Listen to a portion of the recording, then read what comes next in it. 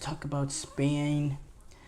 The Spain team, they had a very dominating run at this European Championship, winning 7 of 7 games. And if you look at the 7 teams that they beat, the majority of those teams, brilliant teams. You game past Croatia, who just got to the semifinal of the World Cup 2 years ago, actually finished third place at the World Cup. You have Italy. They beat Albania with the second team. They dismantled Georgia despite going down a goal early. And then they beat the host, Germany, which in my opinion was their most impressive win of this European Championship. They were able to beat France. Not many teams can say that they've beaten France at a major international tournament over these past few years. They were able to get past France in the semifinals. And then in the final, they beat England. And they stopped the trophy going home. That is an amazing run. That is an absolutely amazing run of fixtures, an absolutely amazing set of games, and it's brilliant from Spain. And wow, I said this early on. I was on record saying this early on. I want to toot my horn because I got it right early, in my opinion. But I said this early on in the tournament. This is the best Spain team. I think I said this after the Italy game.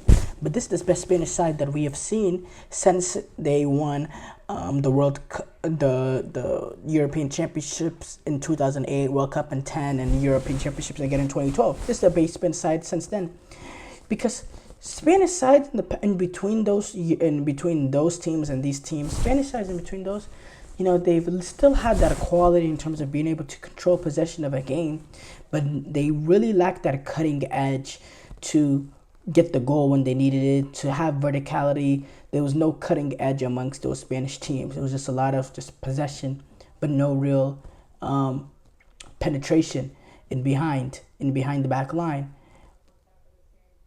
But this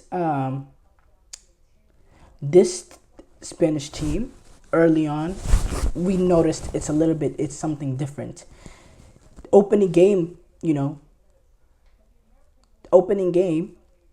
they have 46% possession. They actually get outpossessed by a team against Croatia, and they still win that game.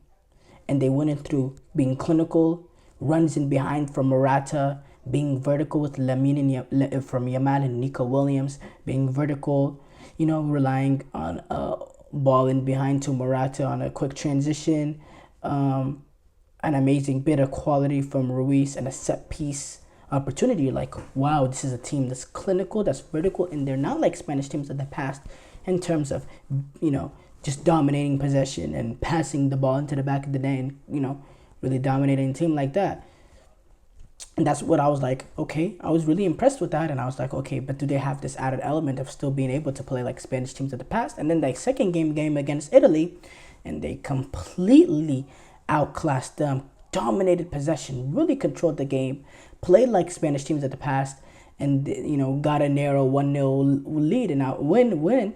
And I was like, wow, so they can do both? And I was like, okay, that's what makes this team really brilliant. If you're able to control possession and have quality, but you still have that added element of being vertical, being direct, playing to the quality of players you have with the likes of Nico Williams, Lamine Yamal, that makes you very, very deadly. That makes you very, very deadly. Their ability to be flexible in terms of how they attack teams, with the fact that they can also control possession, which make it easier for your defenders. Because let's be honest, this back four, Dani Carvajal, David Carvajal, Dani Carvajal, Lenormand, Laporte, Cucurella, they're not the greatest back four. But if you're able to control possession of the game and limit the amount of opportunities that a team has to attack on you, they can do the job. And Unai Simon in the back, I think he's also a mistake waiting to happen. But if you can control the way Spain does, they're absolutely brilliant. Rodri, brilliant composer, brilliant dictator of tempo. He just controls the game, and everything goes through him, and it's just the little passes that he does to open up space for other players that you just think is just normal football, but you can't grasp how easy he makes it and how difficult of a task he does and how he does it so brilliantly and how he controls midfield. He's great player. And again, I said this a lot. This is his first first major international tournament where he solely played that role. In the past European Championship, he's played a makeshift role. Of sometimes he plays in a more advanced position in midfield to play with Busquets, or sometimes he has to play kind of as a center back, and he doesn't really get to have that sort of control of a game. But now he does, and in the first tournament that he's had that kind of control, they ended up winning it. He's an absolute brilliant player, and yeah, the Spanish team there's set for a run of success because of what they do.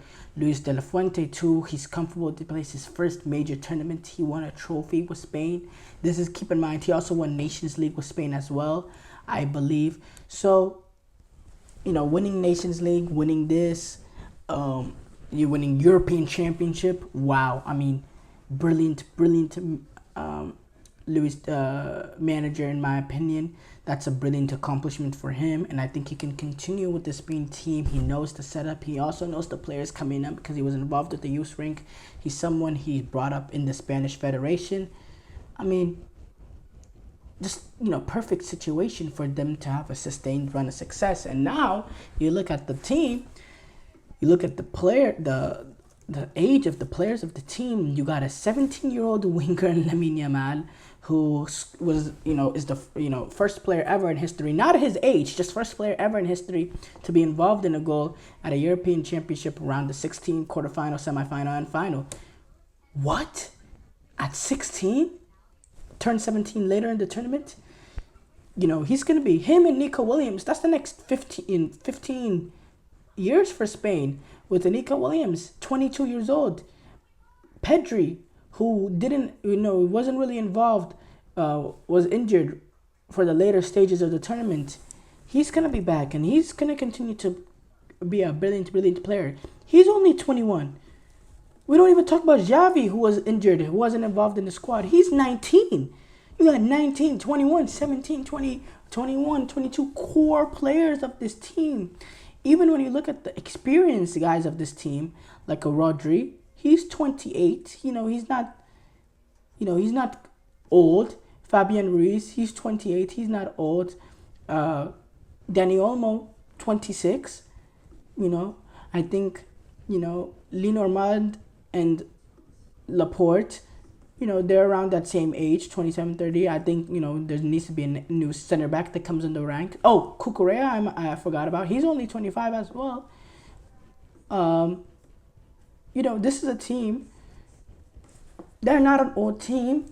And now I think what could make them really, really deadly is if they have a guy in which, it's 0-0. You need a goal.